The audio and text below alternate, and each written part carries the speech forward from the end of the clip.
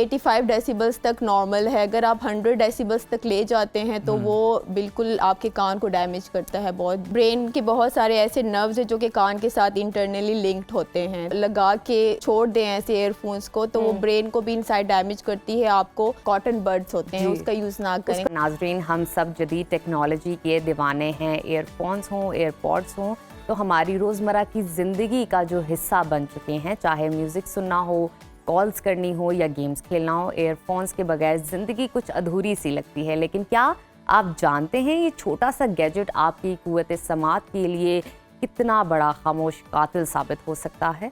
यही नहीं बल्कि बहुत से लोग एक दूसरे के ईयरफोन भी शेयर कर रहे होते हैं। जिम्स में और क्लासेस में हमको ये देखने को मिलता है। लेकिन माहिरीन का कहना है कि ऐसा करने से ख़तरनाक इन्फेक्शन का ख़तरा बढ़ जाता है। ईयरफोन्स को इस्तेमाल करने का दुरुस्त तरीका है क्या, और वो कौन सी एहतियाती तदाबीर हैं जिन्हें अपनाकर हम अपनी क़ुव्वत समात को बेहतर कर सकते हैं। इन तमाम सवालात के जवाबात जान लेते हैं। हमारी गेस्ट और कंसल्टेंट ऑडियोलॉजिस्ट हैं डॉक्टर बिनिश खान। डॉक्टर बिनिश, आपको वेलकम कहते हैं सुनो पाकिस्तान में। हमें ये बताएं कि रिसर्च तो ये बताती है कि जनाब एयरफोन का मुसलसल अगर आप इस्तेमाल करते हैं, क़ुव्वत समात आपकी जो है डिस्टर्ब होती है। कितना ख़तरनाक होता है इसका इस्तेमाल, आपकी क्या राय है? इसका इस्तेमाल इतना ख़तरनाक होता है कि ये हमारी इनसाइड जो कॉकलिया होता है उसको, नर्व को डैमेज कर देता है। वो इस तरह से डैमेज करता है कि वो इनसाइड, पहले कान के इनसाइड जो हमारे अंदर वॉल्यूम जाता है तो वो ट्रैवल होके, साउंड ट्रैवल होके इनसाइड कॉकलिया में चला जाता है। उससे वो 100% डैमेज स्टार्ट में नहीं होता, आहिस्ता आहिस्ता उसका डैमेज स्टार्ट होता है। तो अगर आपने यूज़ भी करना है वॉल्यूम तो उसको 85 डेसिबल्स तक रखें। ये 85 जो है वो कंसिडर करते हैं हम इट्स ओके। बट अगर आप स्मार्टफोन्स भी आपको ये बता रहे होते हैं कि बहुत ज़्यादा वॉल्यूम 85 डेसिबल्स तक नॉर्मल है। अगर आप 100 डेसिबल्स तक ले जाते हैं तो वो बिल्कुल आपके कान को डैमेज करता है बहुत बुरी तरीके से। बिल्कुल ठीक।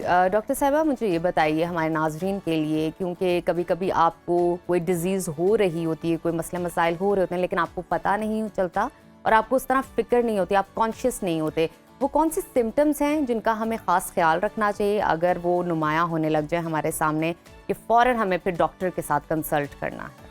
अगर आपको लगे कि आप सही नहीं सुन रहे हैं, दो बंदे आपस में बात कर रहे हैं और आपको आप रिस्पॉन्स नहीं दे रहे, आपको पीछे से बंदा आवाज़ दे रहा है, आप उसको मुड़ के नहीं देख रहे हो, तो ऑब्वियसली आप में इशू होगा। फिर फ़ौरन आप उसको नज़रअंदाज ना करें, फ़ौरन आप ऑडियोलॉजिस्ट के पास आएँ, अपने हेयरिंग टेस्ट करवाएं। सबसे पहले वो हेयरिंग टेस्ट करते हैं, उसके बाद वो प्रॉपर डायग्नोज करने के बाद आपको रिकमेंड करते हैं फाइनल ट्रीटमेंट। तो उस हिसाब से। अच्छा डॉक्टर साहब, ये भी बताएं कि ये भी बड़ा रिवाज होता है, एयरफोन जो है वो शेयर किए जा रहे होते हैं, इससे इन्फेक्शन का कितना खतरा होता है और किस किस्म के इन्फेक्शन इससे ज़्यादा आम हैं जो कि देखने को मिलते हैं पेशेंट्स में? इन्फेक्शंस बैक्टीरियल इन्फेक्शंस होते हैं, फंगल इन्फेक्शंस होते हैं, जिसमें ओटाइटिस एक्सटर्ना होता है। ओटाइटिस एक्सटर्ना जो होता है वो एयर कैनाल के अंदर इचिंग स्टार्ट कर देता है, ख़ारिश जो होती है कान के अंदर, वो ओटाइटिस एक्सटर्ना की वजह से होती है। कान में सोजिश, स्वेलिंग हो जाती है, तो वो इतना ख़तरनाक होता है कि वो कान से पीप भी आना स्टार्ट हो जाती है, वो ब्लड भी आना स्टार्ट हो जाता है, वो बहुत गंदा हो जाता है फिर कान पेशेंट्स का।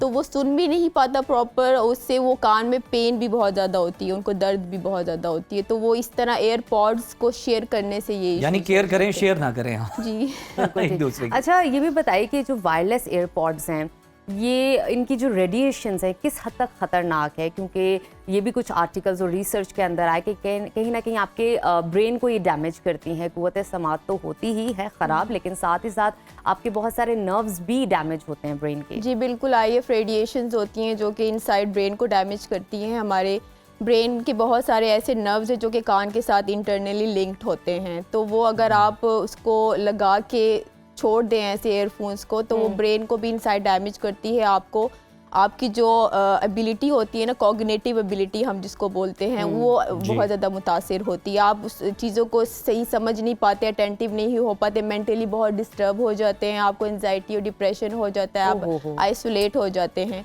तो ये इश्यूज होते हैं साइकोलॉजिकल। डॉक्टर साहब, ये भी बताएं कि ऊंचा सुनने की बीमारी भी फिर आपको लाहक हो जाती है इसकी वजह से, और ये भी बताएं कि नेचुरली अगर हम बात करें तो किस एज से आपकी क़ुव्वत समात कम होना शुरू हो जाती है, क्या होती भी है या नहीं? नेचुरली अगर हम बात करते हैं तो वो कॉग्निटिव, उसमें ये होता है कि कॉन्जेनिटल लॉस होता है। बचपन से अगर बच्चा जो है पैदा होने से पहले जो इश्यूज होते हैं ना मदर्स में, तो वो बच्चा जब पैदा होता है तो वो फ़ौरन आपको रिस्पांस नहीं कर पाता, बच्चा क्लैप से रिस्पांस नहीं करता, आई ब्लिंक नहीं करता, आवाज़ दो तो वो आपको उससे उस तरह से रोता नहीं है बच्चा जिस तरह से रिस्पांस देना चाहिए, तो उसको हम कॉन्जेनिटल हेयरिंग लॉस बोलते हैं। इसमें तो फ़ौरन हेयरिंग स्क्रीनिंग करवा लेनी चाहिए।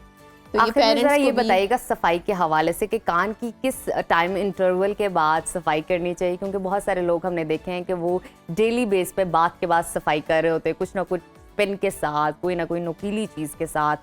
कितने टाइम इंटरवल के बाद सफाई करें और किसके साथ सफाई करनी चाहिए, और करनी भी चाहिए या नहीं? सफाई करनी चाहिए, बट आप उसको लाइक वो एयर उसका इस्तेमाल ना करें जो हमारे होते हैं कॉटन बर्ड्स होते हैं, उसका यूज़ ना करें। जी, कॉटन बर्ड जो है इनसाइड कान को डैमेज करता है, क्योंकि वो अगर आप कान के अंदर करते हैं तो वो वैक्स को मज़ीद पुश कर देता है इनसाइड।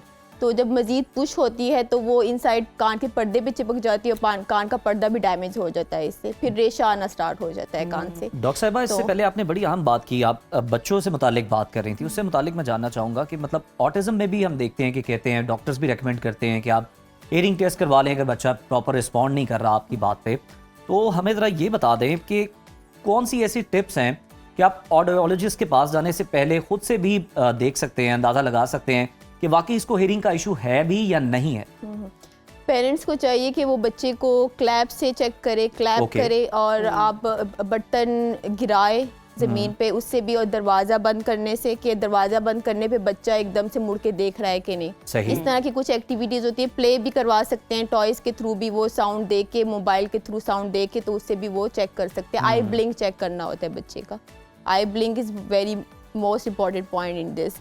तो बाकी जो है बच्चा जो है डर रहा है कि नहीं आवाज़ पे, वो रिस्पांस इस तरह से कर रहा है कि नहीं, तो वो चीज़ें पेरेंट्स को देखनी चाहिए कि वो रिस्पांस किस तरीके से कर रहा है। कुछ बिहेवियर जो होते हैं बच्चों में इश्यूज भी आ जाते हैं, तो वो बिहेवियर इश्यूज के साथ जो बच्चे होते हैं उसके लिए तो आपको हेयरिंग टेस्ट पहले करवाएं, फिर उसके बाद साइकोलॉजिस्ट के पास जाएं, क्योंकि बच्चे समटाइम नॉर्मल भी होते हैं, वो इसलिए यानी पहले आपको उसकी कुव्वत समात चेक करवा लेनी चाहिए, फिर साइकोलॉजिस्ट के पास। साइकोलॉजिस्ट के पास जाना चाहिए। बिल्कुल ठीक है, बहुत शुक्रिया डॉक्टर साहिबा। एक तो आपने ये जो साइकिल है ये दुरुस्त कर दिया कि पहले किसके पास जाना है और बाद में, और दूसरा आपने जिस तरह से हाईलाइट किया कि सब कुछ शेयर करें लेकिन ये एयरपोर्ट शेयर ना करें, ये बड़े ख़तरनाक हो सकते हैं। बहुत शुक्रिया आपकी आमद का।